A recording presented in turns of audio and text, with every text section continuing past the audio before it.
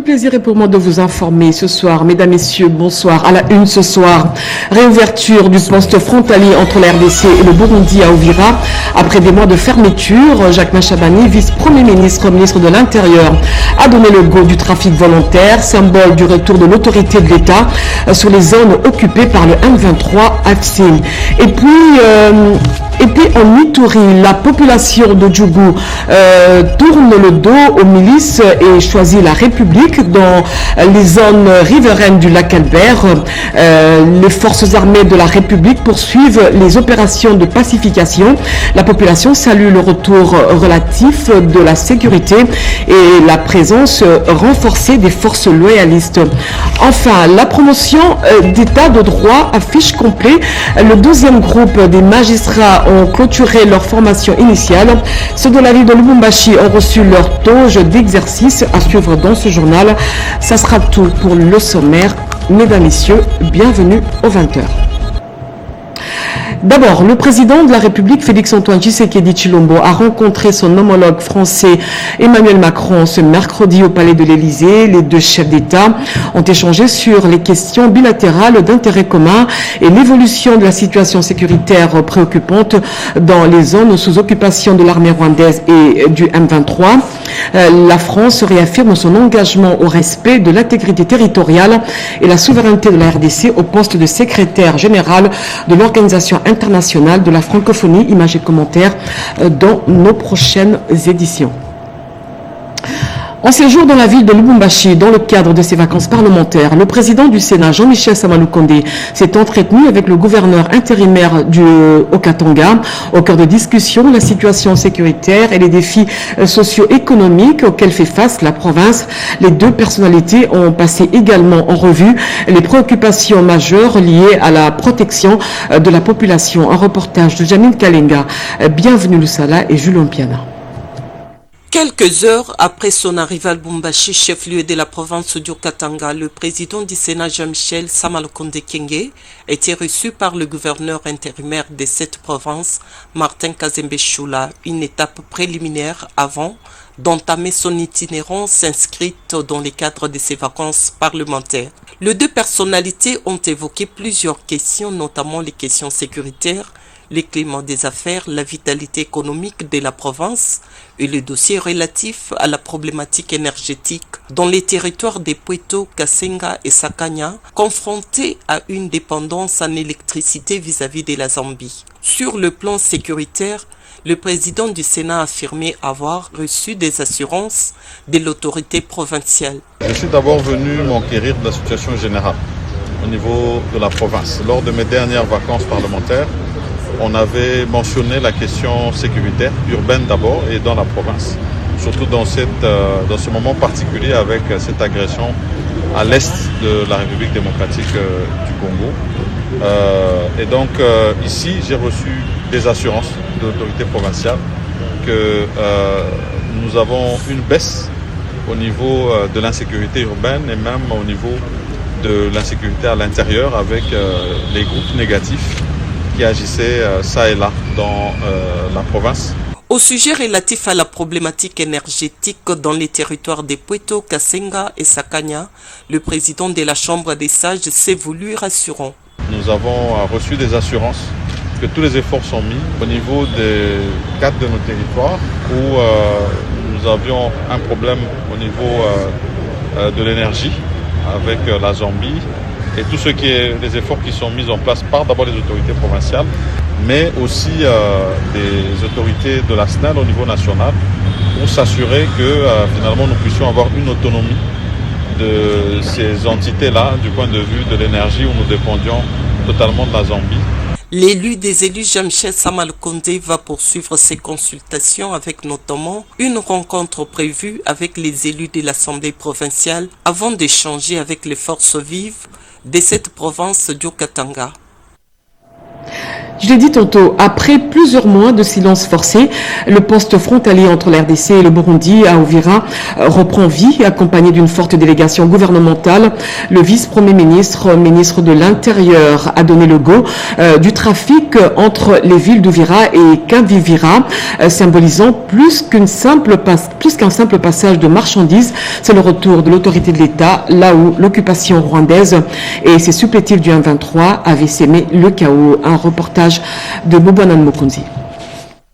Ils ont brillé d'envie de reprendre leurs activités à Uvira, qu'ils avaient quittées suite à l'arrivée de l'armée rwandaise et ses supplétifs de M23 AFC.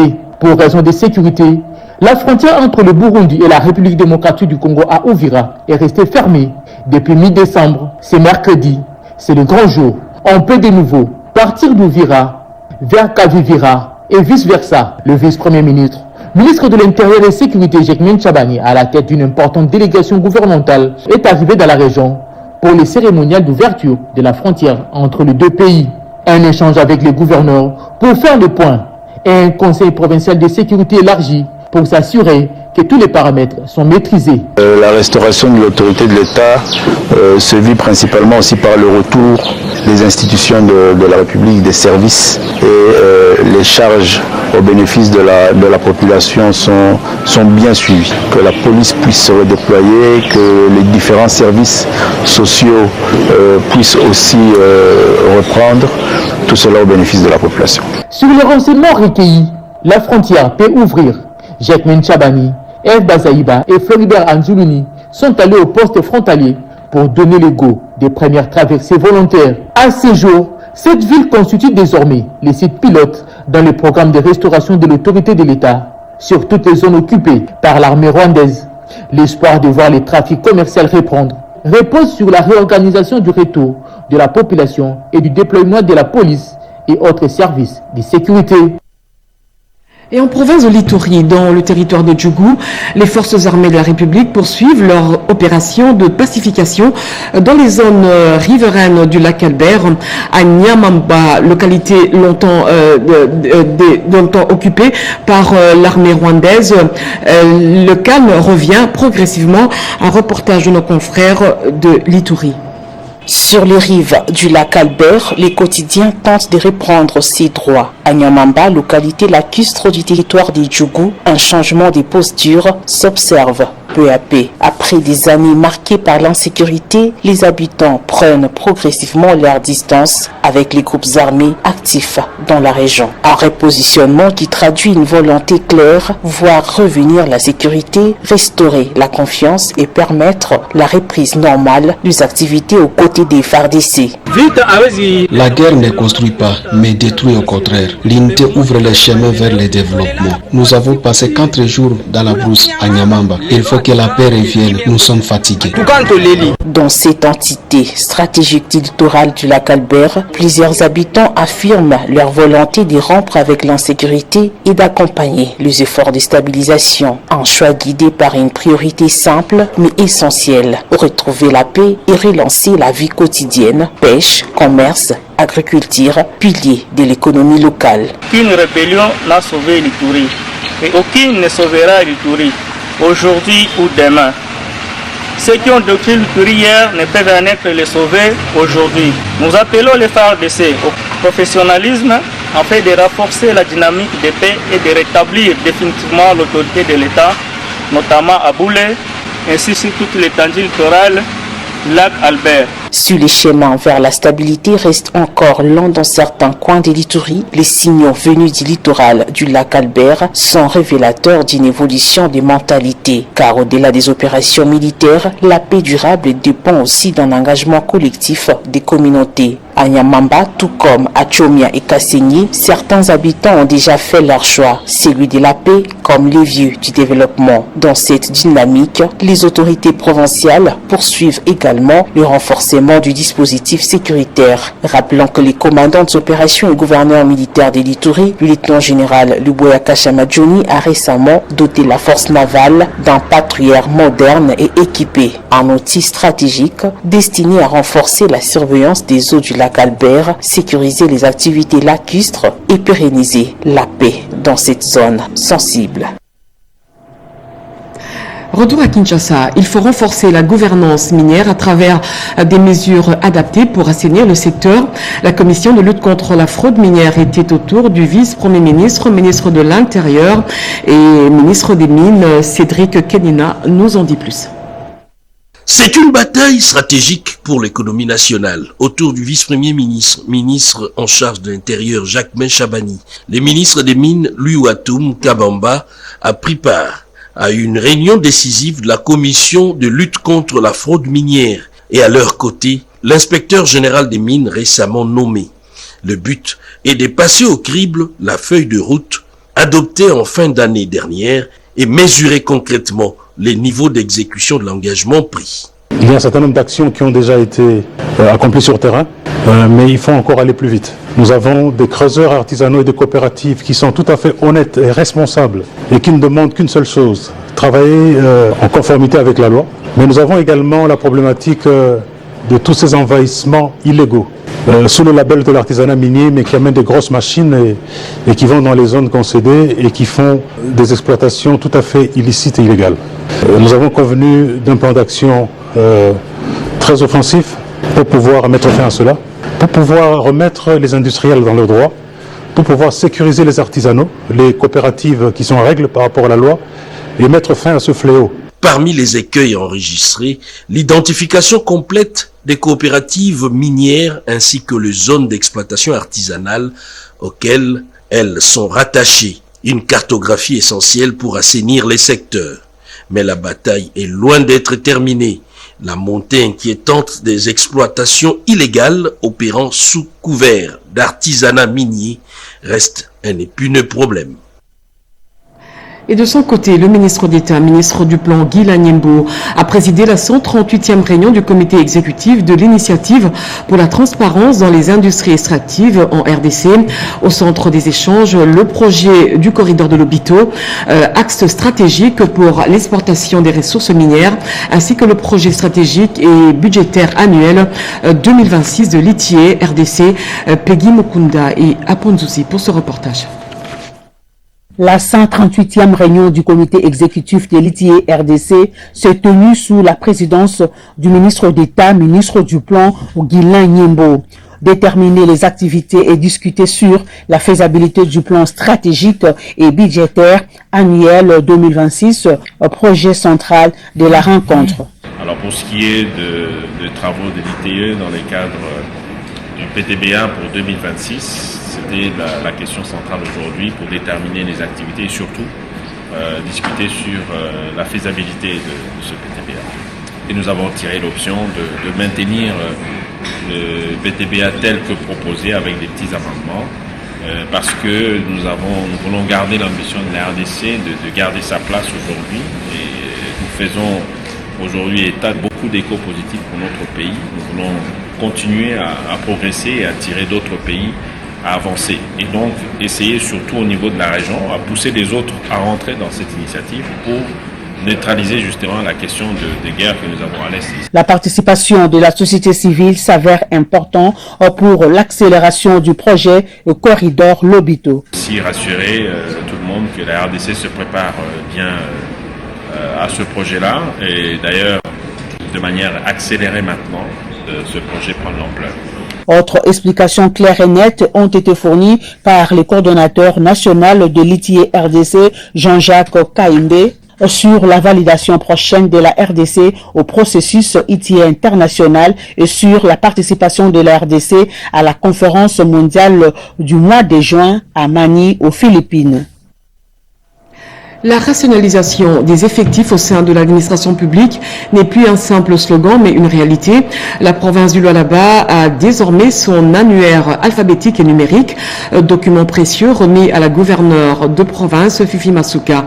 Nadine Kilosho, Moki Maluma. La province de Lualaba entre dans l'ère de la transparence administrative avec la publication des annuaires alphabétiques et numériques effectués à Kolwezi par le vice-premier ministre, ministre de la fonction publique, Jean-Pierre Liaou, en présence de Madame la gouverneure Fifi Masuka.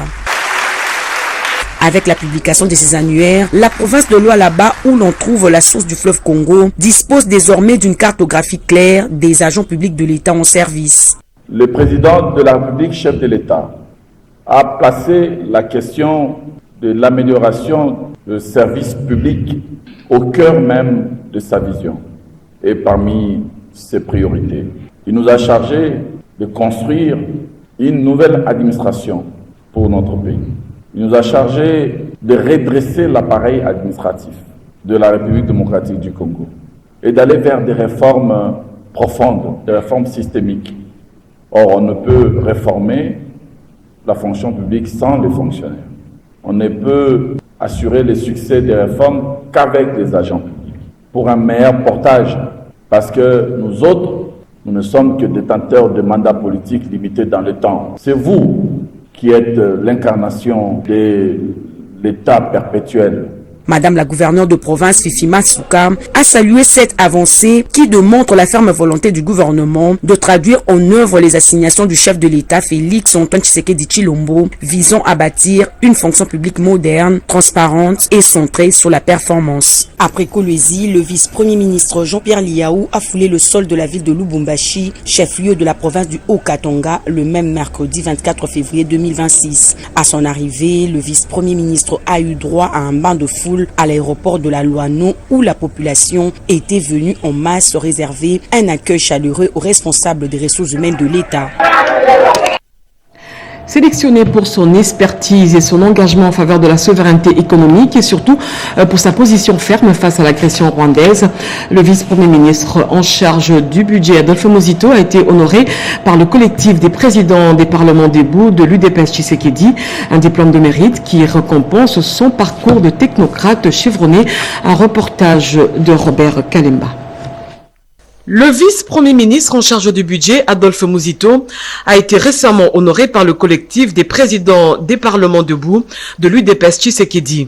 Cette délégation, conduite par Moïse Chisanda, a remis au vice-premier ministre un diplôme de mérite, symbole de reconnaissance pour son engagement en faveur de la souveraineté économique de la RDC et ses positions fermes face à l'agression rwandaise. Le collectif a également salué l'expertise d'Adolphe Muzito, son parcours de technocrate et ses actions à la tête du ministère du Budget. Sous sa direction, la République démocratique du Congo a vu son budget quadrupler et les conditions salariales des agents de l'État s'améliorer. Vous avez démontré une détermination sans faille. Vos réalisations sont un témoignage de votre travail acharné et de votre dévouement. Ces diplômes est plus que simple papier, symbole de votre réussite, de votre potentiel et de vos capacités. Il est le reflet de vos efforts. Recevez ces diplômes avec fierté, car vous l'avez mérité. Continuez à viser l'excellence, à l'innover et à inspirer les autres. Depuis sa nomination en août 2025, le vice-premier ministre en charge du budget, Adolphe Muzito, a engagé plusieurs réformes majeures, un budget de 22 milliards de dollars américains, une hausse significative des dépenses d'investissement à 7 milliards de dollars et des transferts et subventions augmentés de 63% pour obtenir la relance des entreprises publiques et les subventions pétrolières, l'accroissement des fonds alloués à la défense, au social et aux infrastructures, le renforcement de la gestion budgétaire en collaboration avec les partenaires techniques et financiers. Une séance de consultation publique s'est tenue ce mercredi dans le cadre de l'étude d'impact environnemental et social lié au futur projet de modernisation de l'établissement. Une démarche, selon les organisateurs, vise à recueillir les avis des parties prenantes pour des nouvelles perspectives à l'École nationale des finances. Patricia Ungu, Tony Djouma. Dans le cadre du projet d'appui à la relance de l'économie congolaise, une réunion de consultation du public s'est tenue autour de l'élaboration d'études d'impact environnemental et social relatives aux travaux d'extension des locaux de l'École nationale des finances. Cette rencontre avait pour objectif de présenter aux parties prenantes les contours du projet et recueillir les avis conformément aux exigences en matière de gouvernance environnementale et sociale. Dans son mot, la directrice générale de l'École nationale des finances, Yvette Barachichwa Chabani, a montré l'importance de ce travail qui sera bénéfique pour les citoyens congolais. Cette journée vient nous ouvrir un espace de dialogue, un espace de compréhension un espace où les apprenants doivent savoir que notre mode de vie peut changer demain à cause de ce projet et que nous devons tous nous comporter en conséquence. C'est un grand projet. Un projet qui demande à ce que nous tous, on soit sérieux dans l'exécution. Pour que vraiment cette question environnementale, n'est-ce pas, soit respectée. Et s'en est suivi. La projection des travaux et d'impact potentiel a été faite par les experts. Ceci à la satisfaction de tous. Une étape importante dans la mise en œuvre de ces projets structurants pour les secteurs des finances publiques en République démocratique du Congo. Je l'ai dit dans les titres, ceux du pôle de Kinshasa sont entrés en fonction samedi dernier. 337 magistrats du pôle de Lubumbashi ont reçu leur tauge d'exercice à la faveur de la cérémonie de clôture de leur formation initiale. Le procureur général près la Cour constitutionnelle et président et vice-président du Conseil supérieur de la magistrature a présidé cette cérémonie, nous dit Etichala. Cette cérémonie consacre la clôture officielle de la formation initiale de nouveaux magistrats. Sur les sites de Lubumbashi, 337 magistrats ont suivi pendant 3 mois une formation intensive axée sur le renforcement des compétences juridiques, professionnelles et déontologiques en vue de leur préparation effective à l'exercice de la fonction judiciaire. Au nom du secrétariat permanent du Conseil supérieur de la magistrature, le deuxième secrétaire rapporteur, Bebiaï Kabou Mujinga, a souligné le caractère stratégique de cette session dans la mise en œuvre de la réforme de la justice en République démocratique du Congo. La cérémonie a été présidée par le procureur général près la Cour constitutionnelle, Mokimayele John Prosper, premier vice-président du Conseil supérieur de la magistrature. Dans son adresse, il a mis en exergue la portée de cette formation et les attentes du Conseil supérieur de la magistrature à l'égard de cette nouvelle génération de magistrats appelés à renforcer la crédibilité de la justice et à promouvoir l'état de droit. Je voudrais attirer votre attention ici que cette formation n'est qu'une étape de votre formation. La formation du magistrat étant voulu continuer permanente. Le magistrat, alors le vrai magistrat, est un tel que l'apprenant qui chaque jour doit remettre ses connaissances en question. Bénéficiaires de cette formation, les nouveaux magistrats ont à leur tour salué la qualité de l'encadrement pédagogique et l'exigence professionnelle qui ont marqué les 3 mois d'apprentissage. Moment solennel de cette cérémonie, l'entrée en fonction de ces 337 magistrats par la réception de leur touche de service. Le Conseil supérieur de la magistrature réaffirme sa détermination à poursuivre la modernisation de la justice congolaise par la formation, l'encadrement et le déploiement équilibré des magistrats sur l'ensemble du territoire national. Debout Jeunes Congolais, c'est le nouveau programme présidentiel qui consiste à la création de l'emploi des jeunes et au financement des différents programmes. Les ministres sectoriels se sont réunis autour du ministre d'État, ministre du Plan Guilain Nyembo, au cours d'une réunion stratégique. Un reportage d'Yvette Makoutima et Jacques Kabwabwa.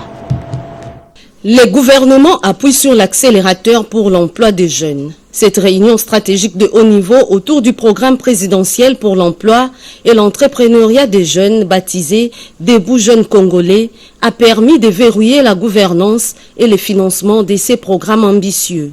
Pour porter cette réflexion, les ministres d'État en charge du plan et de la coordination de l'aide au développement, Guilain Nyembo-Mbouizia, a réuni la délégation ministérielle conduite par le ministre de Petites et Moyennes Entreprises et Entrepreneuriat, Justin Kalumba Mwanangongo.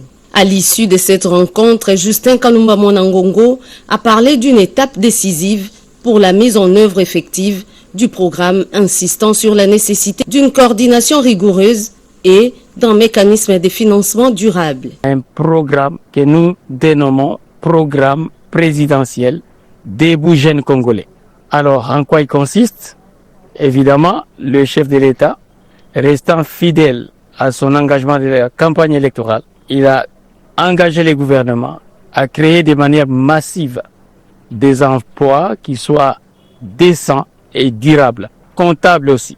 Et c'est pour ça qu'il a voulu mettre toutes les forces ensemble pour que nous puissions engager la bataille de la création des emplois. L'objectif est clair, Le gouvernement veut passer des annonces aux actions concrètes. Debout jeunes Congolais n'est plus une promesse, une dynamique à suivre de près, car c'est l'avenir de toute une génération qui se joue. Cadre du programme de santé universelle, l'identification des artistes pour l'obtention de la carte nationale d'assurance maladie se poursuit. Le directeur général du Fonds d'assistance sociale aux artistes et écrivains congolais intensifie la campagne de sensibilisation sur l'accès effectif aux soins de santé de qualité. Diane Balaka pour ce reportage. La longue histoire de précarité des artistes en République démocratique du Congo pourrait bien prendre fin. Danseurs, musiciens, comédiens et créateurs d'œuvres d'art qui ont longtemps lutté pour vivre de leur passion voient aujourd'hui l'espoir d'une sortie honorable. Désormais, avec les fonds d'assistance sociale aux artistes et écrivains congolais, le FASAEC, les statuts de l'artiste devient un droit concret. Pour faciliter l'enregistrement, un guichet mobile et opérationnel au centre culturel Le Zoo à Kinshasa. Le directeur général du FASAEC, Christian Chada, a rappelé ce mardi 24 février que ces statuts marquent un tournant historique. Il permet aux artistes de bénéficier d'une couverture sociale et d'une reconnaissance officielle de leur activité. C'est avec le décret 25-24 qui fixe le statut de l'artiste a été adopté grâce à son excellence Madame la ministre Yolande Elébé Mandembo, et il faut bien transformer ce statut de l'artiste de manière concrète en protection sociale, en aide socio-professionnelle. Nous allons passer et commencer par l'étape 1 qui est l'identification. Nous avons même installé une team mobile d'identification qui sera là avec une permanence régulière. Paul Leperc, directeur général du centre culturel Le Zoo, salue cette initiative. Pour lui, ce guichet mobile rapproche les artistes des institutions culturelles et contribue à valoriser pleinement leur travail. Et puis les opérateurs économiques de la RDC et de la Tanzanie renforcent leur coopération économique déterminée à exploiter les opportunités qu'offre la province du Maniema.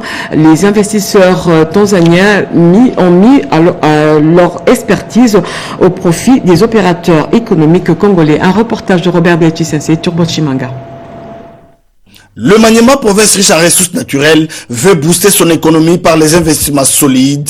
En mission à Dar es Salaam, le gouverneur du Maniema, à la tête d'une forte délégation, a échangé avec les opérateurs économiques tanzaniens pour explorer des partenariats stratégiques et des opportunités d'investissement. Le gouverneur Moïse Moussa présente sa province comme une destination finale pour les opérateurs économiques tanzaniens. Nous avons aussi du cuivre en quantité industrielle et d'une forte teneur. En dehors du secteur minier, où il y a beaucoup d'opportunités d'investissement, il y a aussi les secteurs des infrastructures et de la logistique. Et là encore, il y a beaucoup d'opportunités, parce que quand on va produire ces minéraux-là, par exemple la cassitérite, c'est un des métaux lourds, il faut les transporter. Côté corridor central, Maître Florio Okandio rassure que le Maniema, avec ses vastes forêts, son potentiel agricole et ses ressources hydroélectriques, offre des occasions d'un bon investissement. Le message que nous avons donné aux opérateurs économiques, maintenant que la province du Maniema, sous la conduite de son gouverneur et d'autres opérateurs économiques, vient, présente les opportunités d'affaires dans le secteur minier, dans le secteur de l'agriculture, dans le secteur du tourisme, dans le secteur de la pêche. Pourquoi ne pas saisir cette opportunité pour aller investir dans la province du Maniema? Dans les après-midi de ce même mardi 24 février 2026, la délégation du Maniema a visité l'hôpital Muhimbili, précisément à l'Institut cardiaque Jakaya Kikwete. Les discours prononcés ont insisté sur l'importance des relations interrégionales et sur le rôle de cet institut comme centre d'excellence médicale en Afrique de l'Est. Cet institut est spécialisé dans des maladies cardiovasculaires avec des consultations cardiologiques, chirurgie cardiaque, pédiatrique et adultes. Le cardiologue de l'Institut cardiaque Jakaya Kikwete ont partagé leur expérience qui pourrait aider la province du Maniema et la République démocratique du Congo à se développer dans le domaine médical, surtout avec la couverture santé universelle. Les gouverneurs du Maniema et le secrétaire exécutif du corridor central ont visité plusieurs centres et se disent satisfaits de ce partage d'expérience au domaine médical. L'RDC passe au numérique pour accélérer les importations et exportations des marchandises au niveau des frontières. Une nouvelle réforme sur la dématérialisation vient d'être mise en place. Elle va désormais bénéficier de l'expertise du groupe Gaindé, pionnier africain du guichet unique électrique. Eric Kabamba nous en dit plus. Réduire le délai, alléger les coûts des opérations commerciales et maximiser le recette publique, tel est l'objectif de cette réforme ambitieuse du commerce extérieur. Mardi 24 février 2026, une réunion technique a réuni le ministre du commerce extérieur Julien Paluku Kaungia, les experts de la société d'exploitation du guichet unique intégré ainsi que les représentants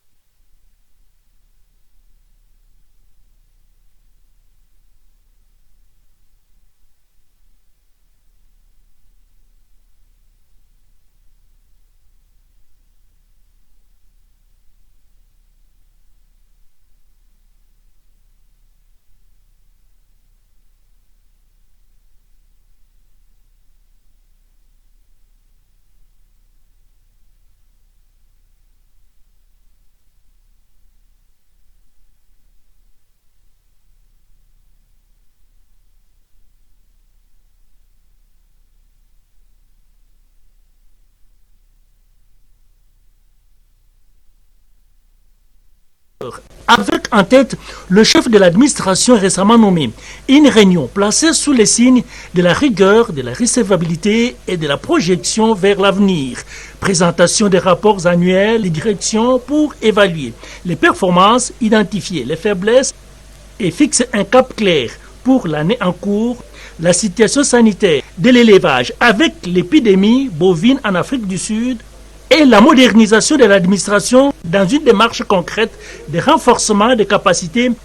Ce sont ces 3 points abordés dans l'esprit de transformer, moderniser et digitaliser l'administration pour améliorer la productivité. Le ministre a mis à la disposition des services l'outil informatique constitué des imprimantes, des ordinateurs portables et fixes.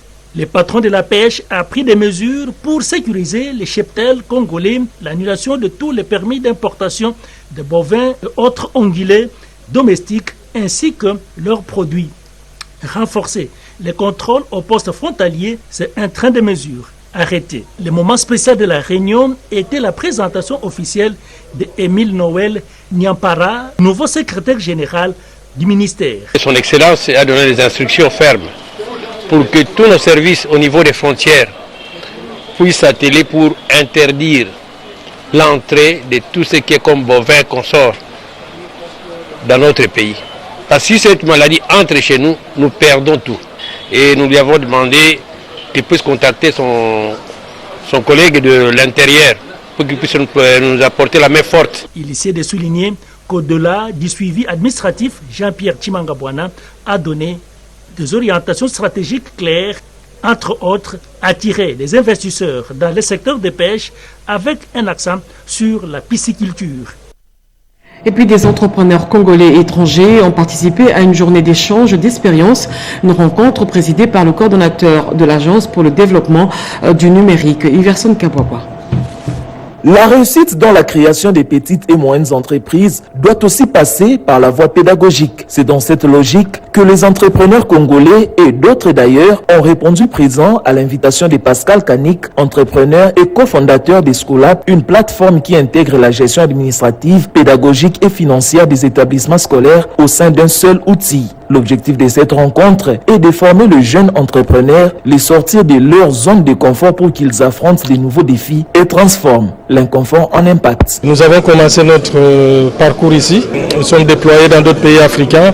Et après ces 8 années de travail, il était de notre devoir, dans le cadre de la responsabilité sociétale, de revenir dans cet écosystème, dans cet incubateur, parce que nous avons reçu le soutien du président de la République depuis le début. Nous avons fait les premiers pas qui font qu'aujourd'hui on revienne pour partager cette expérience, pour contribuer aussi de notre manière à la formation de la jeunesse et à l'accompagnement de la jeunesse. Pour sa part, le coordonnateur de l'Agence pour le développement du numérique, Dominique Migisha, estime que ces rendez-vous est une voie par excellence pour le rayonnement des acteurs du secteur des PME. Ces innovations peuvent apporter des solutions à la gouvernance. C'est le cas avec Schoolab, avec ce qu'il a mis en place, le diplôme électronique, le e-diplôme. Et donc c'est bien la preuve que le chef de l'État a eu raison de miser sur la jeunesse, sur l'entrepreneuriat, pour finalement accompagner le développement socio-économique de notre pays. Entreprendre avec les moyens du bord de la RDC vers l'Afrique, c'est sur ces sujets que ces entrepreneurs ont axé leur réflexion avec l'appui des Schoolab et Ingenious City. National honoraire de l'UDPS affiche son soutien au projet de révision de la Constitution. Raphaël Kapambou soutient également les accords Washington, il a dit au cours d'une matinée politique. Un reportage de Dada Chabani.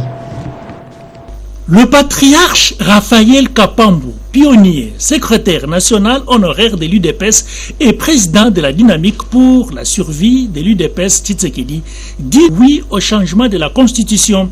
Il a exprimé son soutien à l'accord de Washington qui a pour objectif de mettre fin à la guerre dans l'est du pays et apporter la sécurité et la paix durable au pays. Il s'est adressé aux combattants et combattantes au cours d'une causerie morale tenue au carrefour de Lemba. Cette constitution, d'abord, tout le monde reconnaît que c'est une affaire qui a été critiquée ailleurs. Tout le monde reconnaît ça. Et au niveau maintenant de l'UDPS, nous recevons d'abord, rappelez-vous qu'en 2006, l'UDPS devait participer au référendum. Il avait déjà rejeté cette constitution. Mais comme la majorité de la population, avec la dictature qui était en place, avait accepté, nous avions dit, avec le sens de l'unité, que dès que l'UDPS sera au pouvoir, nous allons revisiter cette constitution et au mieux la changer. Donc là, nous sommes droit dans nos bottes. Ce que le président a dit, nous allons essayer de voir comment cette constitution peut être révisitée. C'était une matinée politique, des témoignages, des vérités et d'actions de grâce pour l'unité et la survie de l'UDPS, parti présidentiel. Enfin, pour terminer, réunis au siège national du Parti Lumobiste Unifié, cadres et militants, ont commémoré le 7e anniversaire du décès du patriarche Antoine Gizenga. Dans son mot, le secrétaire général du Palou, Godefroy Mayobo, a salué le parcours politique et l'héritage laissé par cette figure emblématique du lumobisme. Patricia Ungu pour ce reportage.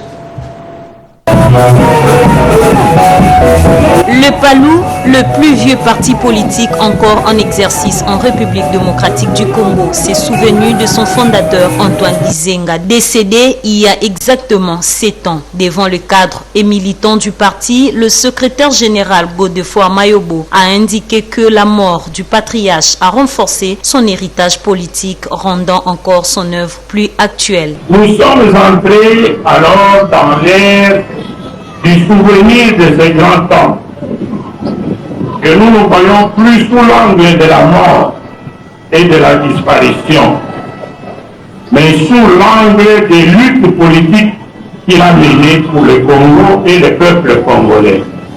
Nous célébrons l'homme de la construction de l'unité africaine et de la libération de l'homme noir partout où il se trouvait encore opprimé. Nous viendrons chaque 24 février revivifier ces valeurs qui font de lui un immortel. C'est à nous de le faire. Sinon, il va tomber dans les oubliettes. Godefroid Mayobo a exhorté les membres du parti à pérenniser les actions d'Antoine Gizenga ainsi que les héros nationaux Laurent Désiré Kabila et Patrice Emery Lumumba, deux figures de proue de la politique nationale. Tous les partis, avec à sa tête le secrétaire général, s'est recueilli sur la tombe d'Antoine Gizenga. L'actualité continue à 23h avec Jacques Mégy. Je vous retrouve demain à 20h avec le même plaisir. Portez-vous bien.